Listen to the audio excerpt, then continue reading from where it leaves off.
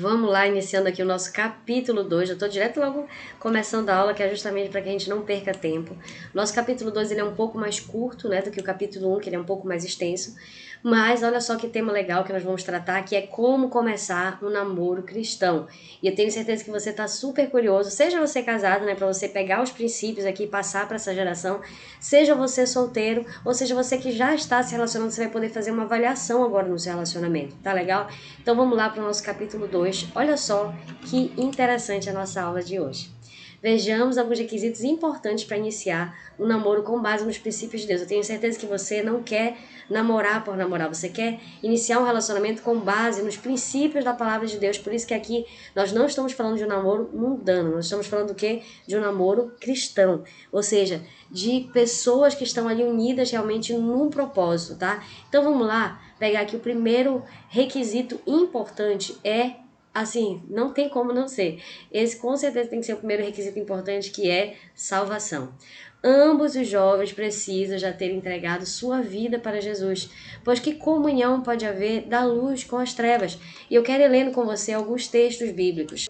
Então vamos ver o que diz aqui em 2 Coríntios, estou até aqui com a minha Bíblia, 2 Coríntios 6,14. Olha só o que diz. Não se ponham em julgo desigual com os descrentes, pois que sociedade, que comunhão pode haver entre a justiça e a iniquidade? Ou que comunhão existe entre a luz e as trevas? Que harmonia pode haver entre Cristo e o maligno? Ou que união existe entre o crente e o descrente? Que ligação há entre o santuário de Deus e os ídolos? Amém? Vou ler até aqui, né? Tem um texto um pouquinho maior, mas o principal é esse aqui. Então, olha só. Talvez você ouça esse texto e você fale assim, poxa, não concordo, porque não tem nada a ver, né? Essa frase não tem nada a ver, é o que tem levado muita gente para o abismo. Presta atenção, a Bíblia, Deus, nós falamos na aula passada, ele só nos orienta, às vezes nós olhamos isso como limite, de fato são limites mesmo, mas nós olhamos isso de uma forma negativa, parece que Deus está querendo nos segurar, não vai aproveitar, não vai viver o que você quer viver, e não é assim. Tudo aquilo que Deus nos coloca como limite é para a nossa própria proteção. Quando Deus nos dá uma direção de algo, você pode decidir fazer ou não fazer, e aí fica a seu critério, mas a colheita disso vai vir, com certeza. Talvez você, nesse momento que tenha escolhido, né, se relacionar com alguém que não partilha da mesma fé, aparentemente esteja tudo lindo e maravilhoso, mas vai chegar daqui a alguns anos, vai chegar outras fases de relacionamento e você vai começar a entender a direção que Deus queria lhe dar, porque Deus sempre quer o melhor para nós. Então, o primeiro requisito, isso aqui é inegociável. Para que você tenha um namoro cristão, é óbvio, né? É lógico isso daqui. É você ter um relacionamento com uma pessoa que também tem Jesus como centro da sua vida. E eu não estou dizendo para você, agora aqui abre um parênteses, tá? Não estou dizendo para você o quê? Então, aceitou Jesus, tá? O primeiro tópico já tá apto, já tá ok. Será que é assim? Não, não é assim. Com certeza não é assim. Por quê?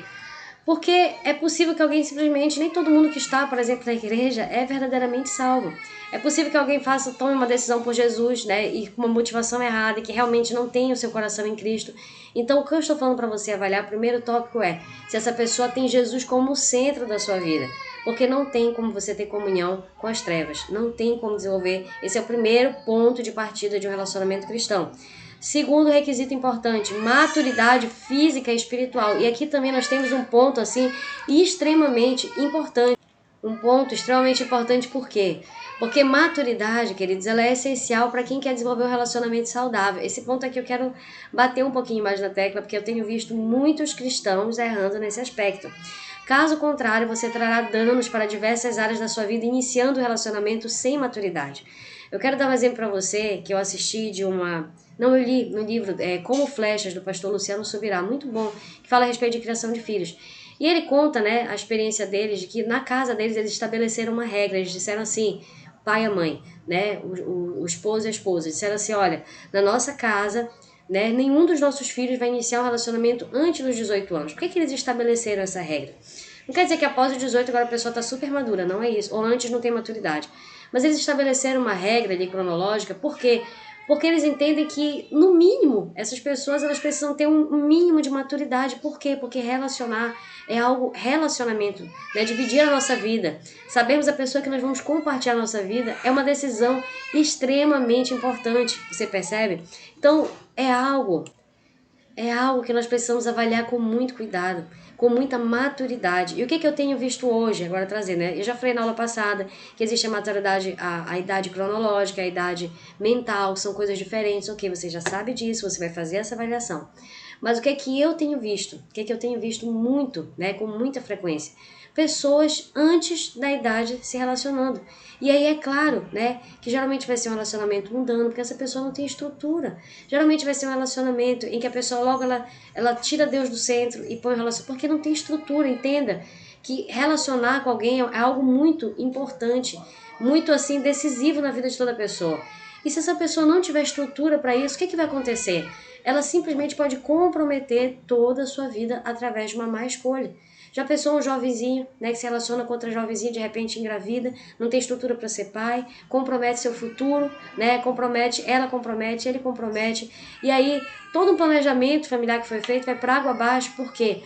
Porque nós achamos natural, né? Um jovem de 14 anos namorar, nós achamos natural. Uma criança de 13 anos, de 16 anos, namorar, porque nós achamos, não, já está na idade.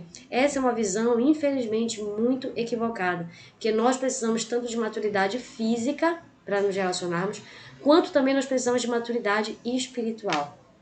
Não basta somente fisicamente. Eu preciso também ser uma pessoa madura espiritualmente, porque senão eu não consigo segurar o pipoco de relacionamento, senão eu não consigo me manter firme diante das tentações que eu vou ter que enfrentar.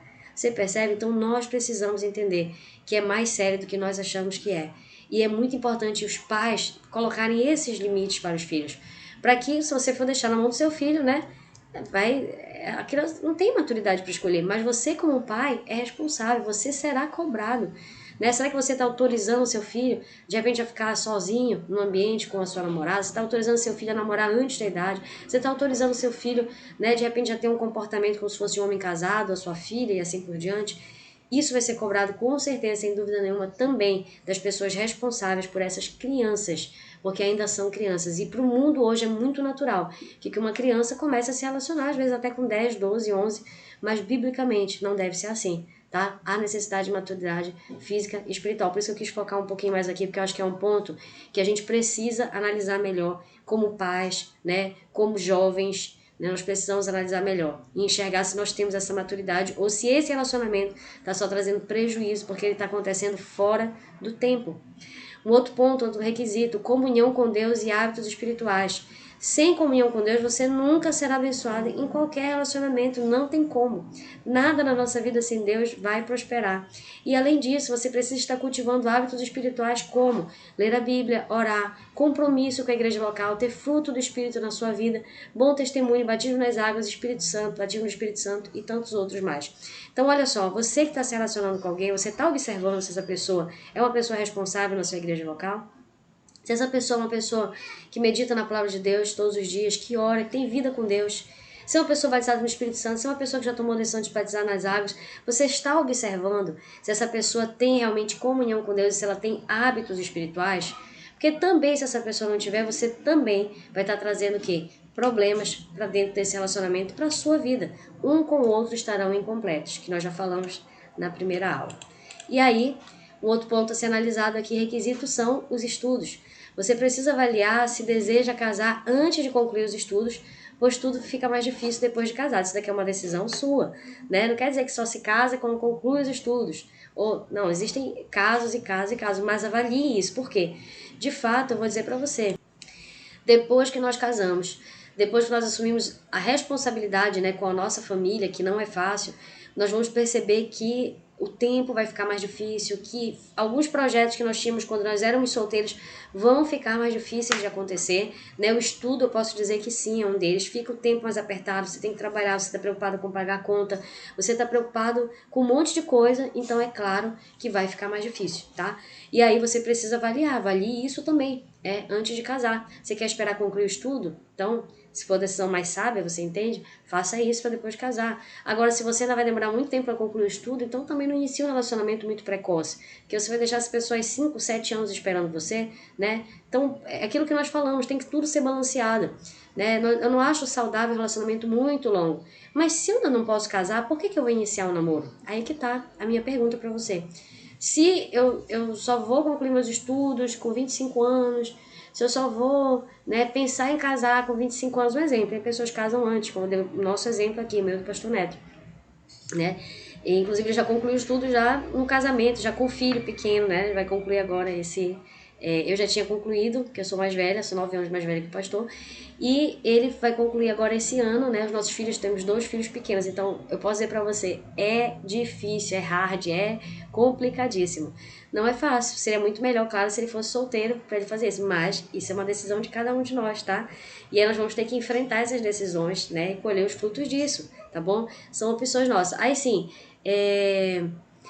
lembrar, eu falei alguma coisa aqui, acabei esquecendo o que eu estava dizendo para você. Só um minuto.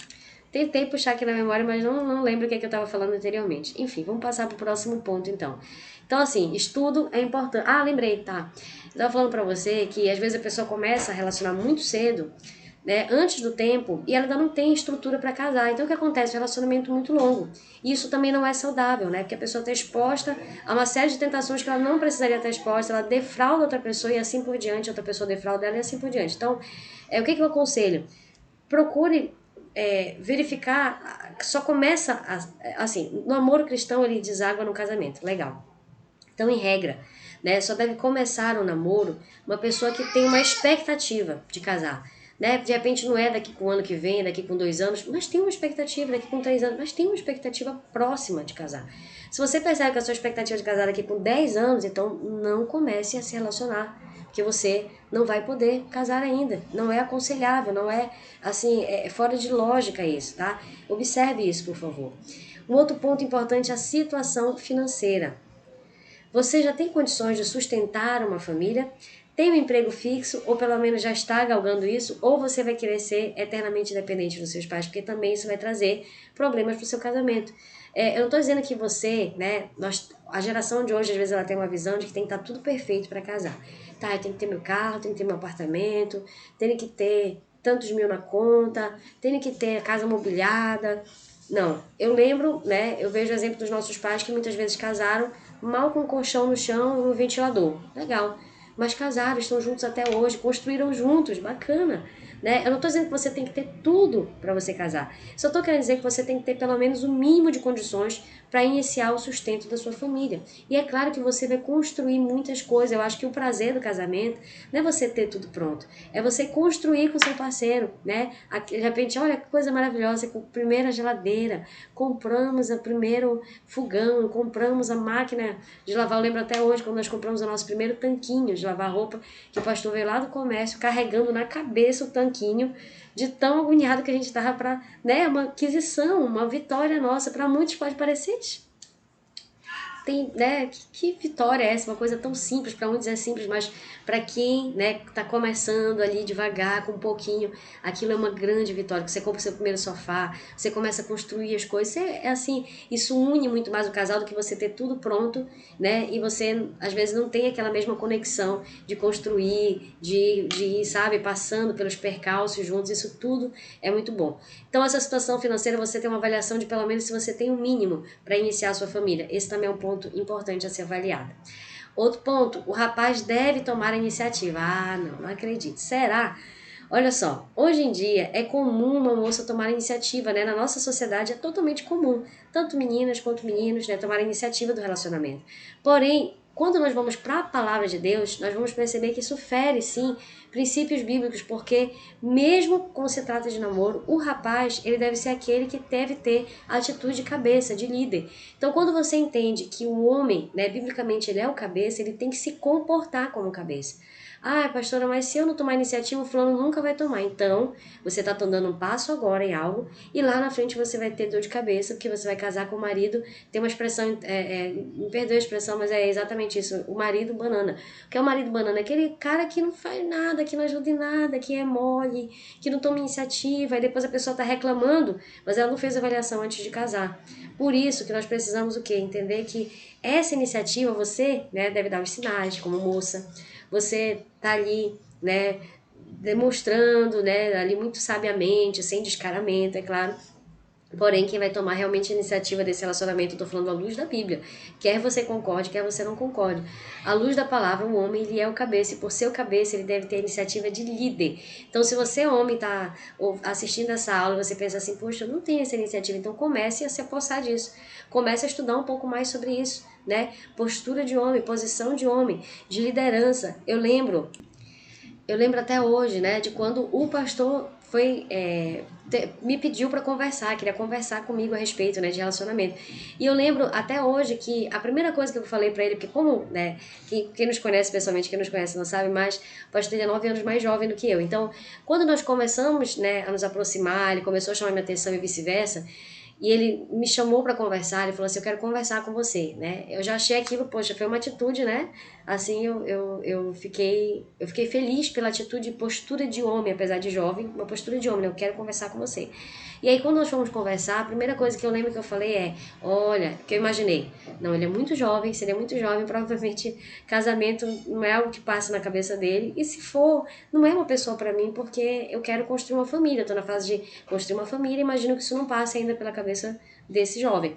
E aí, quando nós fomos conversar, eu lembro que a primeira coisa que eu falei, né, olha, Neto, você sabe que o namoro, eu era líder de jovens, né, dele na época, eu falei, o namoro cristão, ele deságua no casamento. Então, se você quer iniciar um relacionamento, você quer orar comigo, que né, inicialmente seria somente um propósito de oração mesmo, se você quer orar comigo, você tem que entender que você tem que estar preparado para casar. Você está preparado para casar?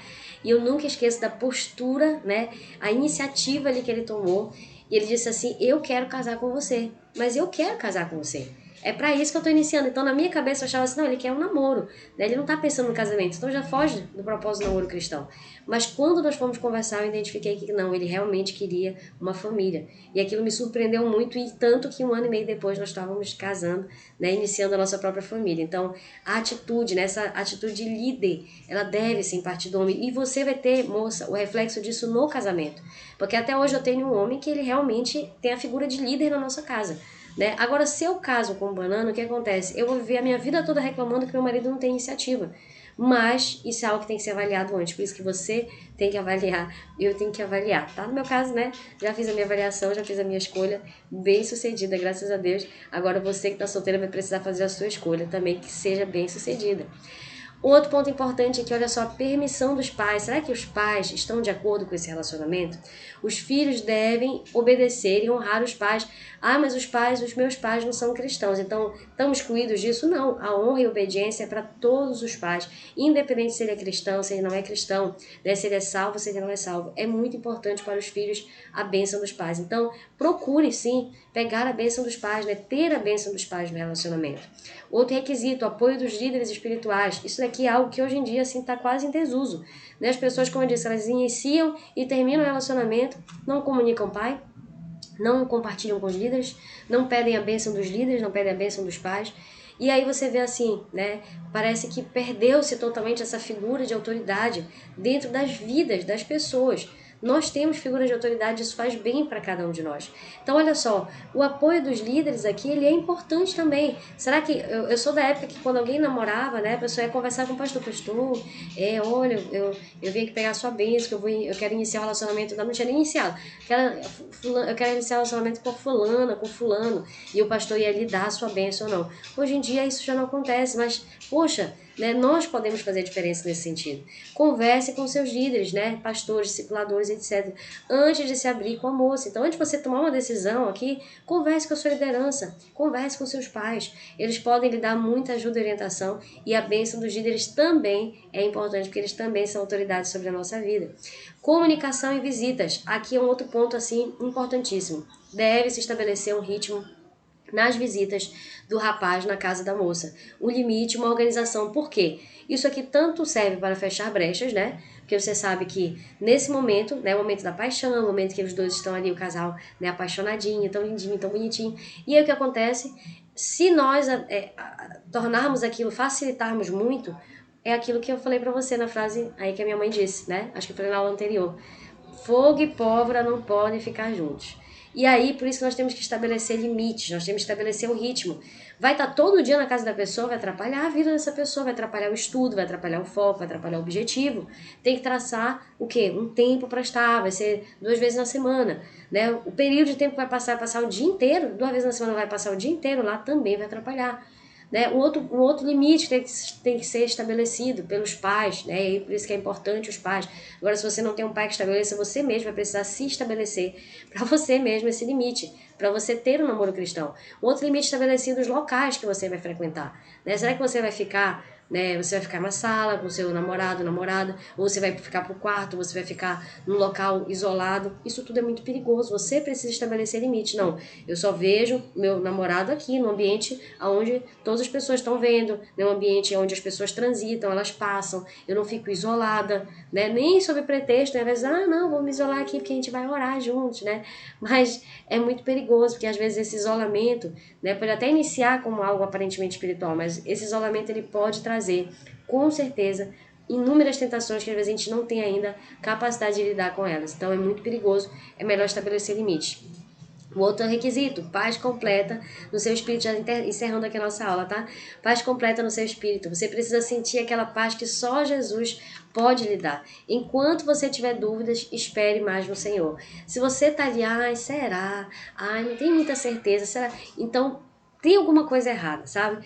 Porque é de fato mesmo quando nós estamos ali relacionando com uma pessoa que nós sabemos que é uma pessoa de Deus, que você está ali desenvolvendo um relacionamento cristão, eu posso garantir para você que não há espaço para dúvida, não há. Há uma certeza tão plena, tão absoluta dentro de nós, que não há espaço para dúvida. Se há dúvida no nosso coração, então espere mais antes de tomar uma decisão, porque pode ser que não seja. Pode ser que essa pessoa não seja a pessoa para a sua vida, né? Para dividir a vida com você. Então, pare, ore um pouco mais, observe um pouco mais. Outro requisito, cuidado com o contato físico em excesso. O foco do namoro cristão não são os beijos e as carícias. Aqui que tá, né? Uma diferença assim plena, totalmente do namoro mundano. O foco do namoro mundano, por isso que não desenvolve amizade, é o toque físico, é o relacionamento físico, é o beijo, a carícia, é o abraço. É esse que é o foco do namoro mundano. Mas o namoro cristão não. Não é esse o foco. Então, nós estamos muito mais focados o quê? Em conhecer um ao outro, né? Em montar as bases, as estruturas para o casamento. Nós vamos desfrutar com certeza de uma intimidade dentro do casamento, né? Uma intimidade que só o casal pode ter. Então, tem um livro do pastor Naor Pedrosa que é sobre a corte, né? E aí, claro, eles têm uma visão a respeito de corte, até um pouco diferente do que eu tenho, inclusive, mas eu quero só pegar um princípio que eu acho interessante. Ele diz assim, não adianta você começar algo que você não pode terminar. O que nós observamos em muitos casais? Que a pessoa, às vezes, ela começa, né, as carícias, o beijo, o abraço, e ela vai... Tudo isso serve para quê? Para um estímulo, mas isso é humano, isso é natural. As carícias, os beijos, os abraços, eles servem para o estímulo sexual. Isso só pode acontecer dentro do casamento, biblicamente falando, para você, só pode acontecer dentro do casamento. Ou seja, por que começar algo que eu não posso terminar? Por que eu vou viver abrasado, que é o que a palavra fala?